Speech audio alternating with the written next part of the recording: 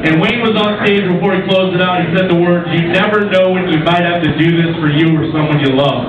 Well, lo and behold, 2 years later, almost to the day, we're in Vero Beach at the Elks Lodge, and we're doing it for our man Wayne. Why don't you go ahead and see if you can kick a few more people out of here than I did today.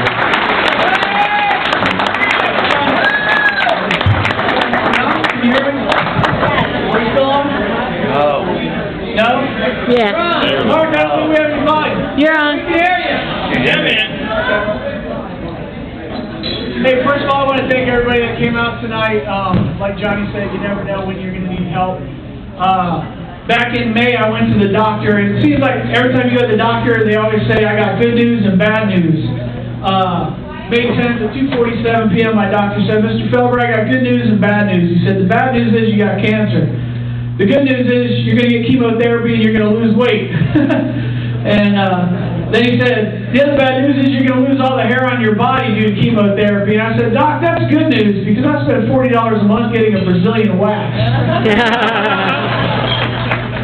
So, anyway, Johnny was talking about Facebook before.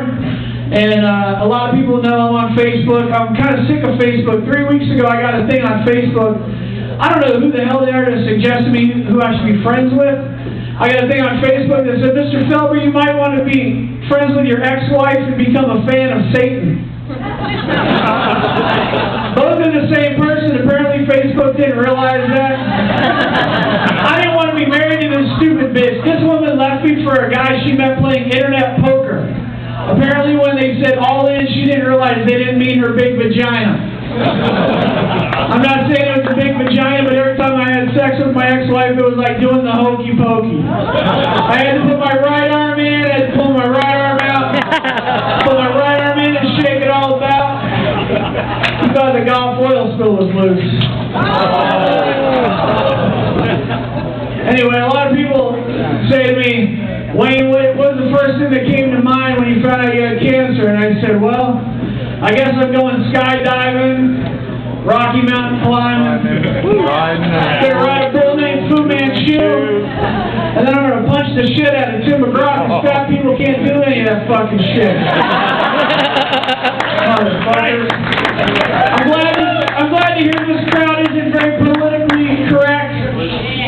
Yeah, well, I hate political correctness. My wife and I recently had to go car shopping because I used to drive a white cargo van, which is the #1 vehicle amongst pedophiles.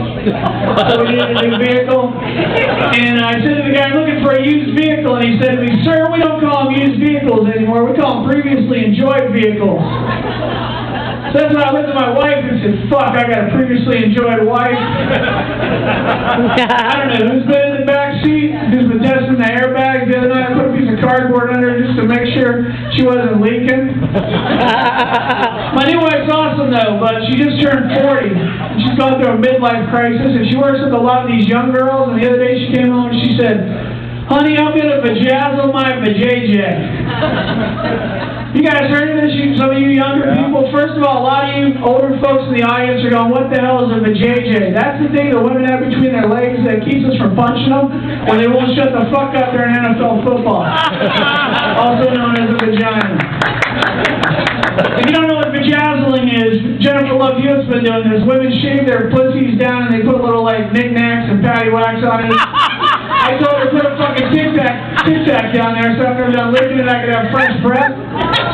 Well, my wife's from the deep south, so she comes out of the bathroom and she's vajazzled her pussy like a mullet. It's all business in the front, party in the back. She's got mud flaps on it. Yeah. Fucking her like this, and Leonard Skinner comes out. 38 special open shell. I'm doing a good job. Her pussy throws up a lighter. Anyway, well, I can you guys laugh for a few minutes. I've been going through chemotherapy, and a lot of you guys know I call the love doctors. I'm the annoying fucker Wayne in West Palm Beach. Been telling my story for years, and I appreciate everybody coming out.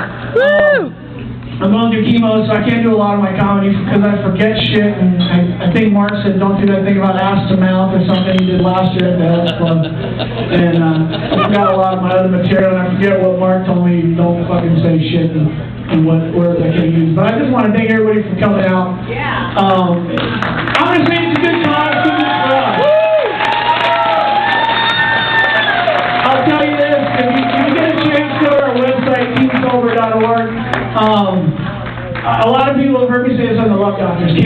best thing that happened to me, and people say, why? I say, because you know what? I'm one of those motherfuckers, you tell me not to do something, I'm going to do it. So you know what? I'm proud to say, I mentioned doctors always say, you know, I got good news and bad news. A couple weeks ago, when I started out, I had cancer here in my chest, here in my midsection, here in my abdomen. My doctor came in a couple weeks ago and said, I got good news. Cancer in your chest is gone. We're going to work on the abdomen. I got a couple more treatments to go. And once we're done, we're going to kick ass and help people with cancer and raise money. So, go, check out our website. Cancer one last at a time. I want to thank Mark Zimay.